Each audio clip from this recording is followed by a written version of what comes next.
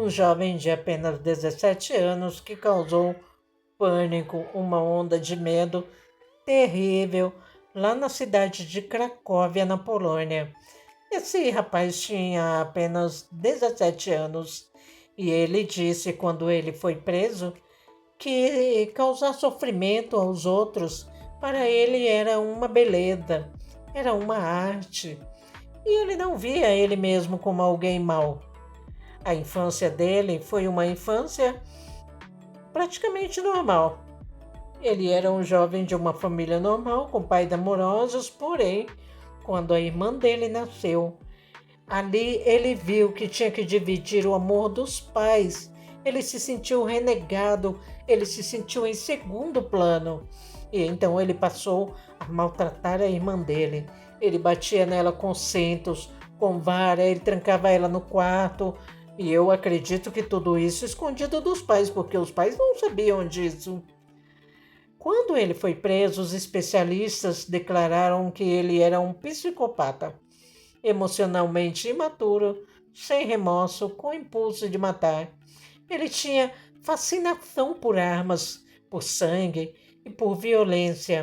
Agora, o que aconteceu de terrível foi quando ele tinha 10 anos de idade. A família viajou de férias e a família estava em uma vila e ele, fascinado, começou a visitar um matadouro local. Ele assistia ao abate dos animais com um interesse que não era normal. E os açougueiros, notando que todo dia ele estava por lá, decidiram pregar uma peça nele. E então abateram o animal, encheram uma caneca com sangue e deram para ele beber, achando que ele iria sair correndo com nojo ou qualquer coisa assim, mas não.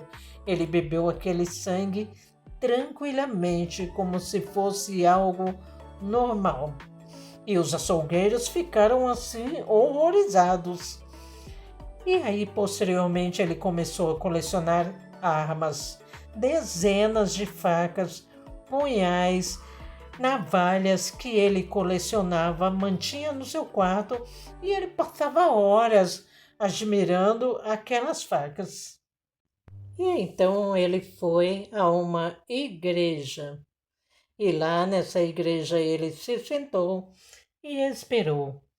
Quando ele já estava quase cansando de ficar ali esperando alguém, apareceu uma senhora chamada Helena.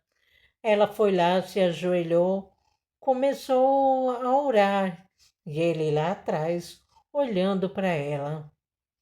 E então ele se aproximou dela pelas costas e deu um golpe mirando seu coração, mas por milímetros ele não atingiu nenhum órgão vital. E apesar da dor de tudo que ela passou, ela sobreviveu. E então, sabe o que ele fez? Ele puxou a lâmina. Quando ele puxou a lâmina com sangue, ele lambeu aquela lâmina. Inclusive, isso deu a ele um apelido na cidade de vampiro, por causa disso, que ele lambeu o sangue. Lembrando que na Cracóvia eles têm uma crença sobre vampiros, e isso já é algo muito antigo.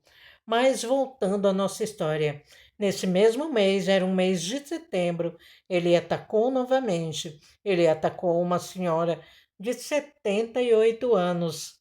Ela saía de um bonde e subiu as escadas do prédio onde ela morava.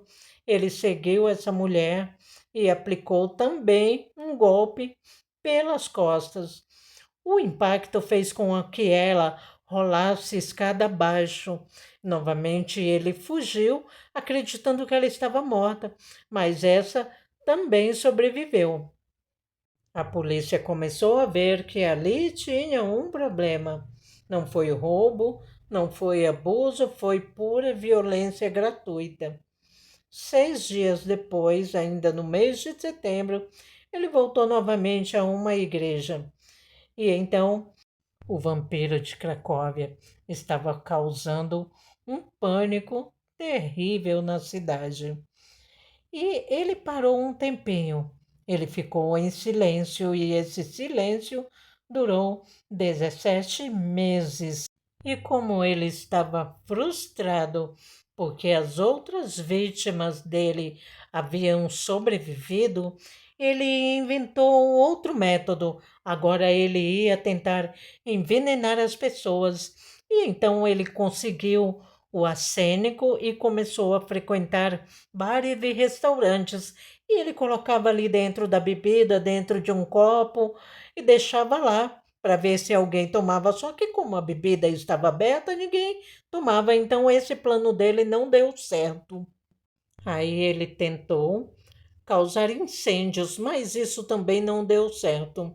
E a conclusão que ele chegou era que esses métodos não estavam dando para dele, não era o que ele buscava. O que ele gostava mesmo, que lhe dava verdadeira satisfação, era cortar, era abater, era a sensação de cortar a carne, de ver sangue. Ele se tornou próximo de uma mulher que era lá da escola de tiro, que ele começou a aprender também tiro, e ele começou a se gabar e contar as coisas para essa mulher. Mas ela achava que ele era apenas um garoto imaturo, estranho, não levou muito a sério essa história. E um dia, enquanto eles conversavam, de repente ele sacou uma faca e colocou no pescoço dela. E a reação dela, ela pensou um instante e falou: Se você fizer algo comigo, você será o primeiro suspeito. Então ele parou.